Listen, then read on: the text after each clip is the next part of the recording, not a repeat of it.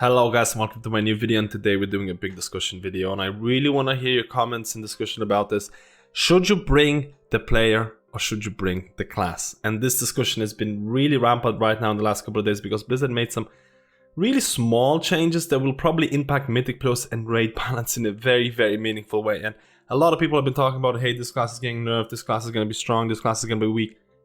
But people have been forgetting about some vital utility buffs that have been completely removed. A lot of profession changes and things like that will impact your gameplay significantly. So let's go and get started with the first change, and that's going to be drum change. So drums have been nerfed to 15% haste instead of 25 where they were in BFA. Of course, if you are a shaman, hunter, or a mage, you can provide 30% haste in Shadowlands through Bloodlust, Ancient Hysteria, or Time Warp. Outside of these changes, you'll also notice that Battle Shout, Arcane Intellect, and Power Word Fortitude, which is provided by priests, Arcane Intellect provided by mages, and Battle Shout provided by warriors, the buff themselves from 10% has been nerfed to 5%, which is okay. You're looking at this, okay. There's been a little bit of a nerf here, but the scrolls themselves, they used to provide an alternative utility for your group if you were missing that Battle Shout, if you were missing that Arcane Intellect, has been completely removed. So you no longer can have Intellect if you don't have a mage in your group. So if you look at the little conclusion here, you can see that a warrior will provide 5% attack power, mage 5% intellect, priest 5% stamina, and then of course you have the monk demon hunter combination where a monk will provide 5% physical damage buff through mystic touch, and in the same way demon hunter will provide 5% magic damage taken by 5% through chaos brand. So generally speaking, you can see that these classes are having, or they have really strong utility because those buffs cannot be replicated or bought through an auction house or bought through a profession, even at the weaker state. They're no longer available. So combined with one of the biggest changes, a lot of people are really upset about this, especially healers.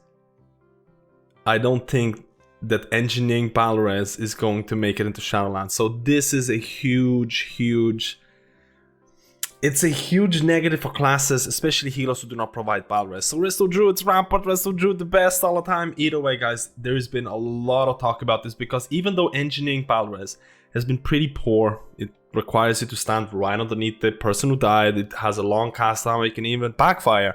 It was one of the main reasons why comps like these, who don't have a battle res, would still be in a world first position to push Mythic Plus keys. They don't have a battle res class, but they all had, or at least the paladins would have engineering battle res, and if something really bad happened, they would be able to salvage the situation. This is no longer possible in Shadowlands. And what does this mean? Blizzard is really looking at the classic World of Warcraft scene, and they're looking at class identity. They're really looking at certain classes that, hey, I'm a mage, I can provide Time Warp, I can provide 30% haste buff to everyone in the party on top of my 5% intellect buff. I'm a class that has meaning, I'm needed by people, I provide this strong utility. And if you play a mage, you might be like engrossed into this class fantasy of, you know, I have strong buffs to provide. On the other hand, a lot of people might be like, hey, you only invite a mage because they provide this buff. I'm playing a class that doesn't have a strong utility, I should still have a spot because I'm a better player, let's say. So there is a lot of that class identity things happening right now. And especially with, like I mentioned, the engineering, because there is a lot of healers. And I really want to hear your opinion about this because this is a discussion video. So first of all, this is a healer channel at the end of the day. Should every healer have a battle res? And I know there's going to be people in the comments right now saying that classes are going to feel the same. There's going to be, what next? Should every healer have battle res? Should every healer have damage reduction? Should every healer have passive DPS? Should every healer feel the same? I know this is one of the counter arguments, but in my eyes that every healer having battle res is not really that crazy outside of class fantasy type of deal. But that's just my opinion. So I really want to know your opinion about, should Resto Druid be king for another time? Now, I am a bit over exaggerating, so let's have a look at a possible raid leader, group leader type of composition decisions that you might make. So if you're like, this is a little bit outdated, but generally speaking, if you're looking to build a raid in Shadowlands, you might be looking at things like, okay, I need a priest to give me stamina. So now I have a stamina buff with a priest discipline is also very, very, very strong. Now I need a warrior to give me battle or attack power. So let's say I pick Fury, and that's gonna give me attack power buff. Now I need an intellect buff, so I need a mage. I don't know, maybe we'll just do a fire mage. So now I'm getting a fire mage, but I'm getting also bloodlust heroism and time warp through the mage itself on top of the intellect. I also need a monk to provide 5% physical damage debuff on bosses. Brewmaster is very, very strong right now in Shadowlands. It's very, very strong. Let's say we're gonna take a Brewmaster, and then we have to provide 5% magic debuff for those casters, and we can put Havoc or Vengeance. Let's go Vengeance. And right now with this group here, I'm basically having all of the stamina, attack, power, intellect buffs.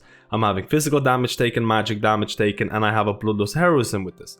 So all of a sudden these classes, they're kind of lock-ins in any raid group. You need to have them. On top of that, you might need to also have someone who just can battle res, but you're gonna have that.